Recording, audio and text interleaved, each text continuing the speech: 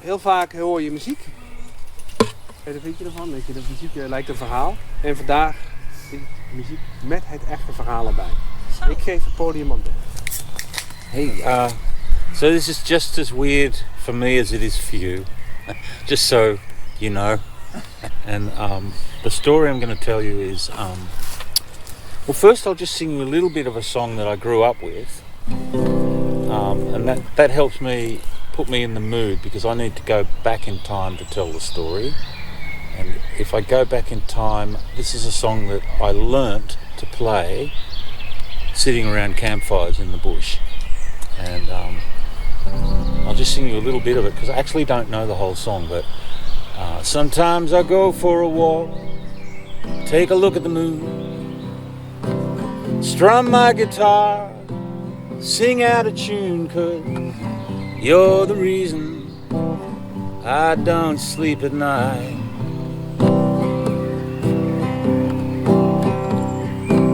I'm feeling blue, I smoke cigarettes.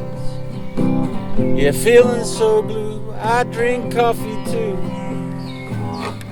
You're the reason I don't sleep at night. We all used to sing this and get drunker and drunker and drunker, and everybody singing along. Well, I'm a betting you're not losing any sleep over me.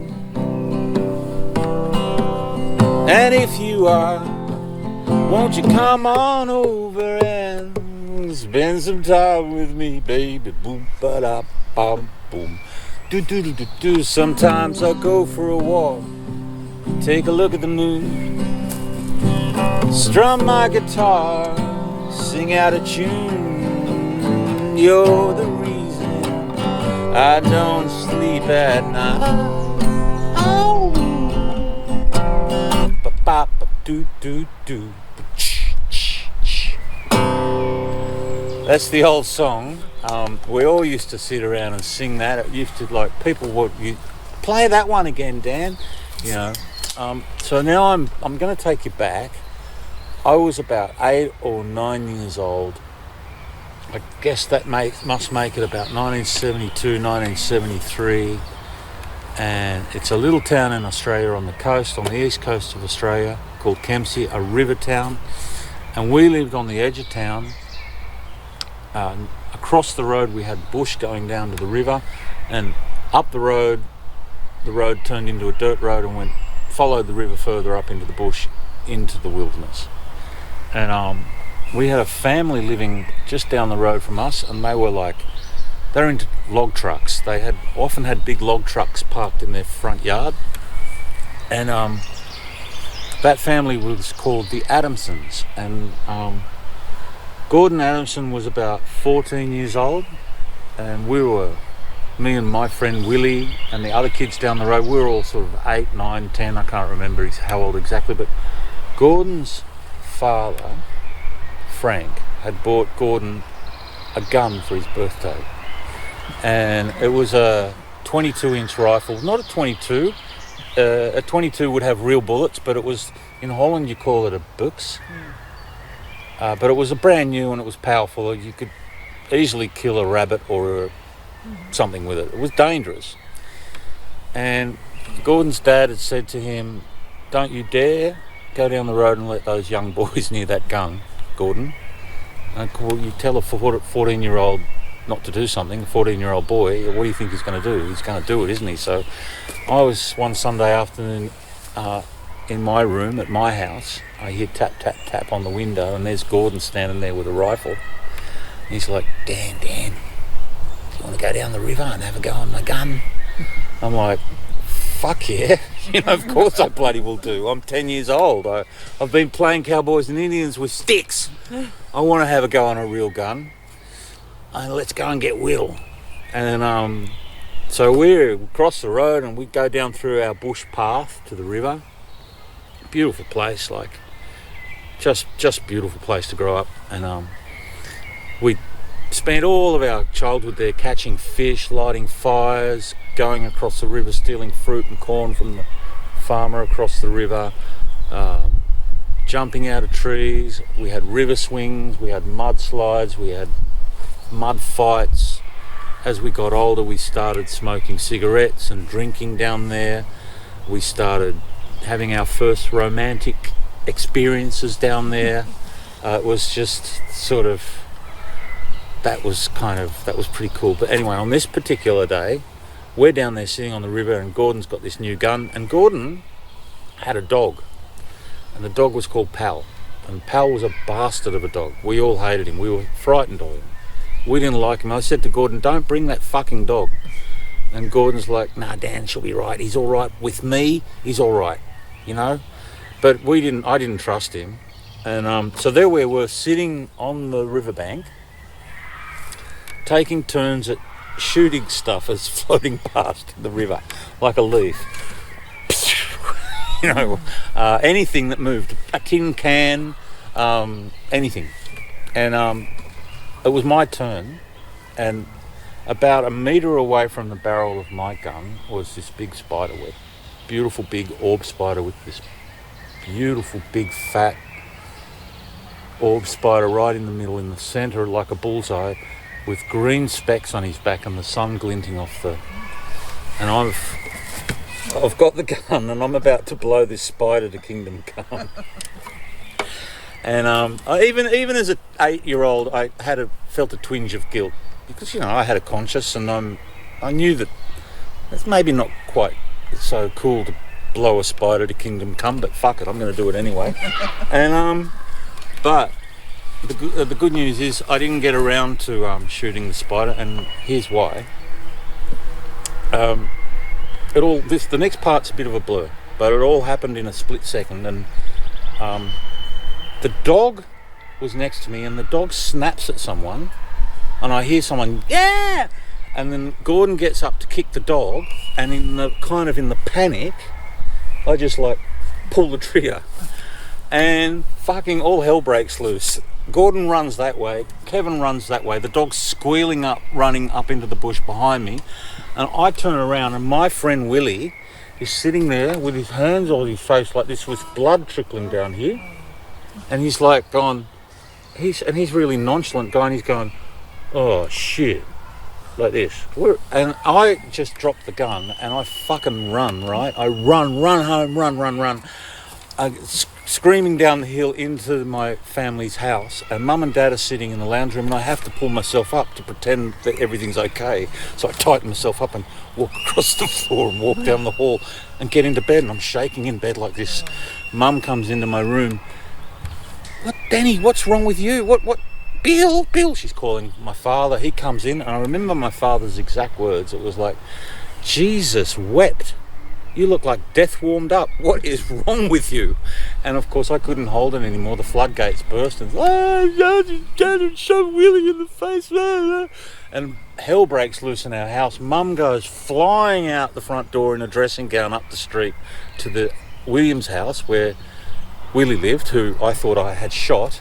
And Bill's like, what do you mean you shot someone? What, you threw a rock? Or, no, I had a gun. It's like, you had a fucking gun? And it was pandemonium in the Tuffy family. And in the middle of this, in walks Willie, the guy I thought I'd shot.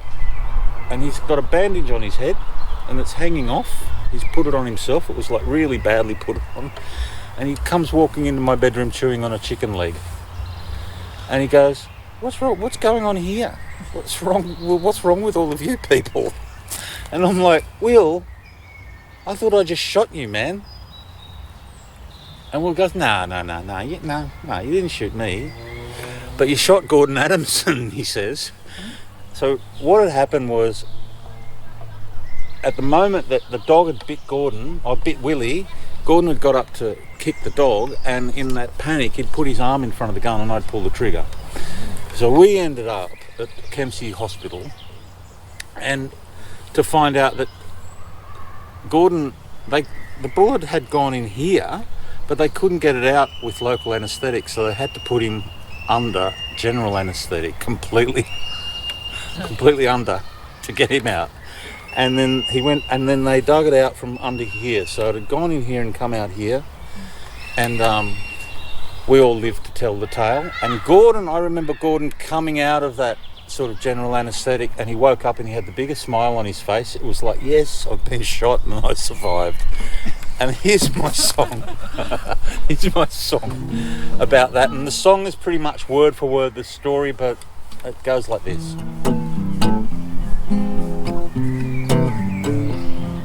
Well, Gordon, Dan and Will on the river track. Gordon had a rifle from his father Frank.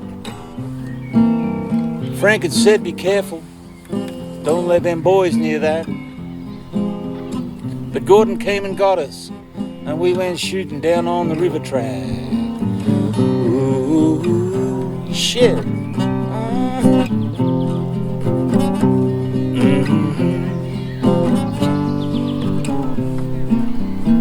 Gordon had a mangy mongrel dog. His name was Pal. He was bad-natured and ill-tempered. Used to really piss me off. Well, the three of us were sitting in a row on the riverbank, taking turns at shooting leaves, tin cans and things like that. Well, the dog was sitting between us. Gordon lit a cigarette. I lined up a spider in the middle of a web. Dog turns around, snaps a wheel, bites him on the side of the head. Gordon gets up to kick the dog. I pull the trigger then.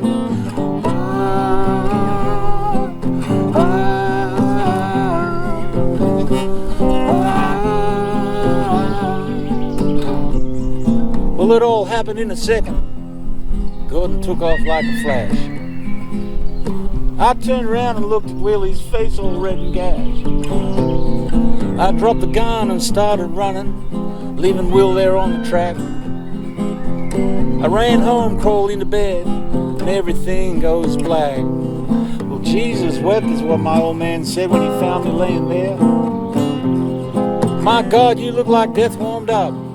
You're as white as a sheet, I swear, but I couldn't speak, my mouth was dry. I began to stutter then. I just said, Dad, I just shot Willie, and Willie's my best friend.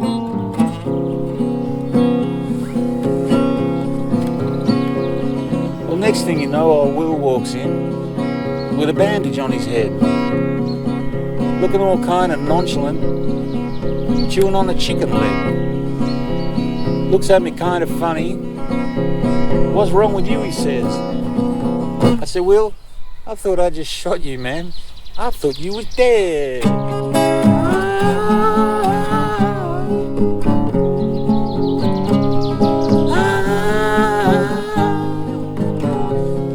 Well, the moral of this story is no one wound up dead. And I hadn't shot my best friend Will, I'd shot Gordon Adamson instead. When Gordon moved to kick the dog, he was in my line of fire. The bullet went straight into his arm. It got lodged up there inside. I can still see Gordon laying there on that hospital bed, grinning like an idiot, his arm all full of lead. Pal the dog chained up out the back, chained up to a log. All I can think now looking back is how I hate that rotten dog. I hate that rotten dog. Oh! Thanks, folks. True story. I kid you not. I'm going to do a story I haven't done today, but I'm just going to wing it now and just do one. I've got a half story prepared, but it's about these two chords. This one and that one. Those two chords are why I started playing the guitar. I first heard those two chords, and that was like, Mum, I need a guitar. When I heard that, and I heard it, I mean, I was into music sort of in some kind of subconscious area. I was into music before that. I'm going back to now 6 or 7 years old when this happened to me. Those chords. What's that? That's what I wanted. I wanted to do that. And there was music around, but I didn't really know. But that was what got me into the music, and it was side B of the Beatles album, Let It Be. So you've got side A, with Hey Jude, and I can't remember what else. Let It Be.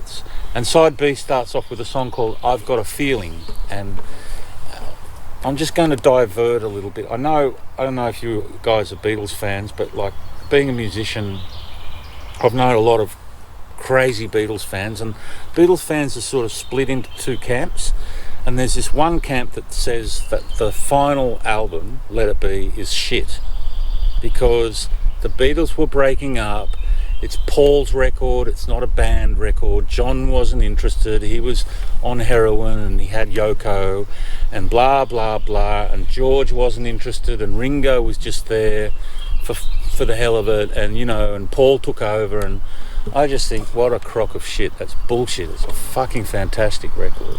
And especially this song, I Got a Feeling, my 6-year-old brain just went ping, and I'm just going to sing you a little bit of it, because I don't sing Beatles songs. I mean, they're too hard. And why would you sing a Beatles song? I mean, the Beatles just did them perfectly. Why would you do it? But it goes, I don't know if you know it, because it's not one of their famous songs, but it's like Paul sings it, and he's playing these two chords on an electric guitar, and then the drums come in and the bass comes in, and Billy Preston's playing Fender Rhodes, and John comes in and sings at the end as if he's hanging around in the studio bored shitless, and goes, oh, actually this isn't bad, and then he comes in and sings some stuff at the end of the song. So in the song you can hear the dynamic in the band at that time, kind of half interested, kind of not. John just coming in and singing a few lines at the end.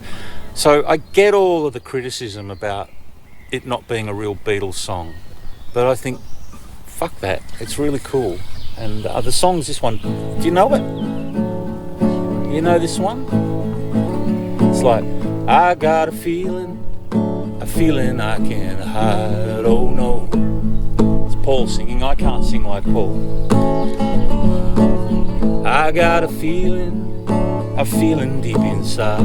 Oh no, oh no. Drums come in. I got a feeling. Classic Paul McCartney. Oh, please believe me, I hate to miss the train. No, no.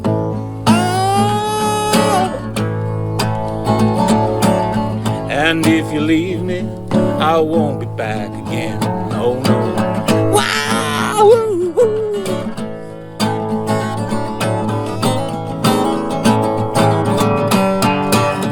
I got a feeling, yeah. And then there's this part.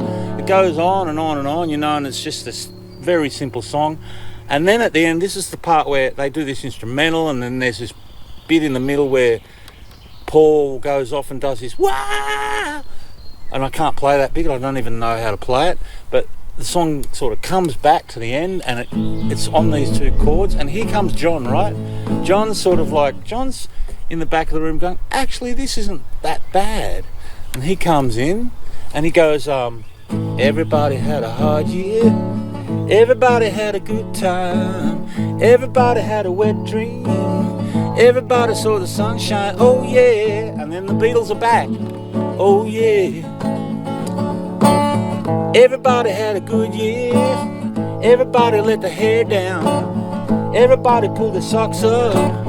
Everybody put their feet down, oh yeah. How can you not fucking like that song? That's so cool. Anyway, so as a 6-year-old, I had that, and those two chords are like, fuck, I've got to get a guitar. And I'm not going to sing the rest of the song. That's the song, that's it. Go and listen to the Beatles if you want to. It's fine. It's a good record, Let It Be. Don't let anyone tell you that it's not. Bullshit. It's fucking fantastic. Anyway, those two chords. I went to Bob Chadwick's house when I was about 8 years old. He was the guitar teacher in the little town that I grew up in Australia, and they lived in a general store. And I'd walk around the back of that big wooden building and up the back stairs, and Bob would be sitting there, and he had wall-to-wall records. He had about 5 guitars and 4 amplifiers, and he had And I said, Bob, I got to learn that song on side B, the first song on side B of the Let It Be album. That's what you have to teach me. And he said, yeah, that's easy, Dan. It goes like this. So those two chords are the first two chords I learned. And then all my life, whenever I go and pick up a guitar or anything I can play that's got strings on it, they're the first two chords I play. I just go like, and it tells me whether I like the instrument or not. So I pick it up, go, and if it does something to me, if it like that sound kind of like comes into me from the instrument, it's like, yeah, that's a good guitar. And if I go, and it doesn't do it for me, I'll put it down. No, it's no good. It's not the chords, it's how the guitar says it. And I thought they're the two best chords in the world, and I still think they're the two best chords in the world. And then I thought I should write a song with those chords. And of course, like then you're up against the Beatles. You have to write a song with those chords. You're up against the fucking Beatles. So that really put me off for a long time. Like, I don't know, everything I tried was like, oh, nah, I can't beat that. I can't go near that level, and I wanted to make something cool. But about 5 years ago, I managed to write one with those two chords, and it goes like this. And you'll hear the Beatles' influence in it, even though I swear, when I wrote the song, I stopped thinking about the Beatles when I wrote this song, right? I wasn't trying to write a Beatles song. I'd forgotten all about them, and it wasn't until after I'd finished the song I thought, shit, that kind of sounds Beatlesy. I wonder why. And then I thought, it's those two chords. That's what it is. So it goes like this. Here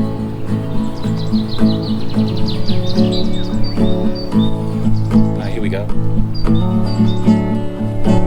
I used to think I owned the world. Now the world owns me. I'd be flying way up high, my head all full of dreams, unhaunted by ambition, light-hearted and content, satisfied by simple things. Well, something dark is stalking me like a shadow, babe. We need light and we need to move. Keep on moving, hey. No use sitting around thinking how it might have been. Plans been made to fall apart. Not so you and me. I know it's a little bit Bob Dylan-y and Beatles-ish, but I don't care.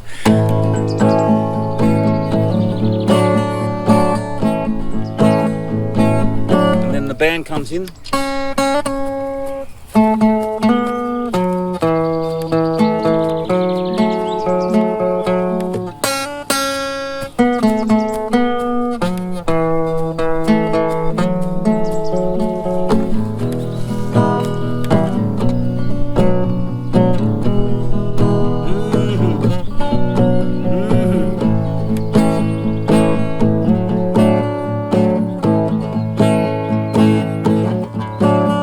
Chairs be arguing with the walls, and the table's lost his cool. The doors are hurling insults at me from way across the room. I'd rather walk to hell and back than spend another second here. The worse it gets, the less we understand.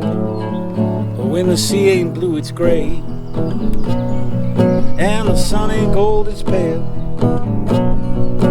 and I cannot hear a single thing your heart is trying to say. Unable to go through me, like my heart is turned to stone. What'll it take to shake it loose? Shake it, shake it, shake it loose, shake it, shake it. I got a feeling I can't hide it, oh no.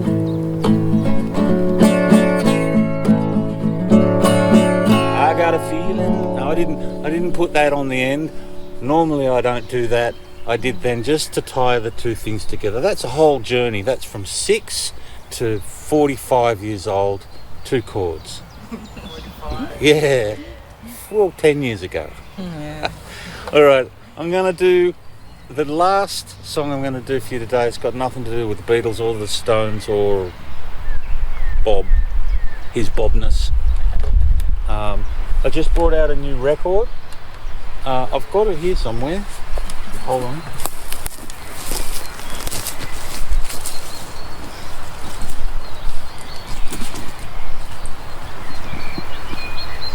That's it. It's my new album. It's just out in the last couple of weeks. I'll play you a song off that. This one is also a 2-chord song. I'm really into 2-chord songs at the moment. I don't know what it is. I just like the simplicity of them. I like the 2-chord Zen-like structure of a 2-chord. There's not a whole lot can go wrong, and it's not about the chords anyway. Anyway, this is. So I was recording in Melbourne about 2 years ago with a really good friend of mine, and often when we record together, we just take our time and we set some mics up, and he's a really great guitar player, and we just we go in there, always go in there on purpose, half prepared, so that we just see what happens, so we don't sort of overthink it. And it's a bit like going fishing, you know. Some days you go fishing and you get a really big one, and some days nothing happens. It's a bit like that, and we kind of like that approach. And Matt, his name is Matt Walker, he owned the studio, and he had bees. He kept bees in hives, and he'd often go like, "Dan, I have to go out and do something with my bees." And oh yeah, okay, whatever. And one time I've gone out, and he was in the lounge room, and he had taken if you have those beehives, you take like a tray out, and then you put it in a sort of a centrifuge, and you wind this thing, and it spins around, and the honey flicks off, and that's how you collect the honey. And he was in his living room with this centrifuge, and he was next to the fire, because the fire was helping the honey melt and made the honey easy to collect. And we'd been recording, and I was just listening to some of the stuff we'd done together, and I was really into it. And I came back into the lounge room. I said, "Matt, you've got to come back out here and listen to what we've just done, mate. It's really cool." And he was sitting in there with his honey, and he had some whiskey, and he goes, "Yeah, I'll come in a minute, Dan, but I got myself a honey flow." So he didn't want to leave. "I got myself a honey flow, just wait." I thought that's such a cool idea for a song. So the song goes like this.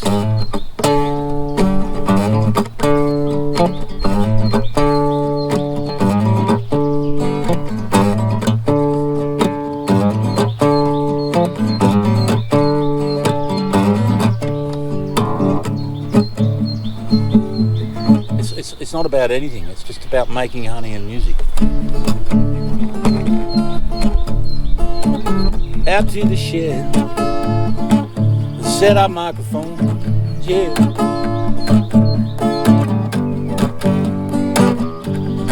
And watch them lead lambs grow.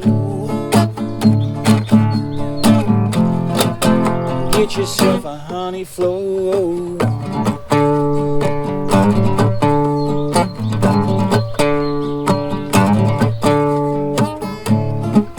Oh my, where did that little song go? Don't stand there waving from the shore. Get in the boat and row. Get in the boat and row. Get yourself a honey flow.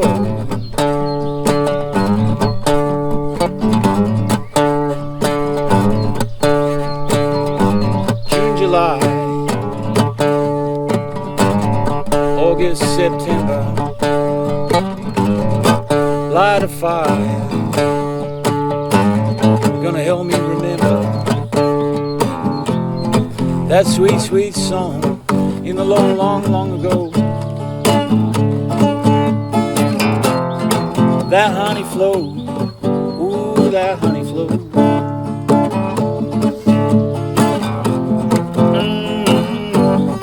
Honey flow.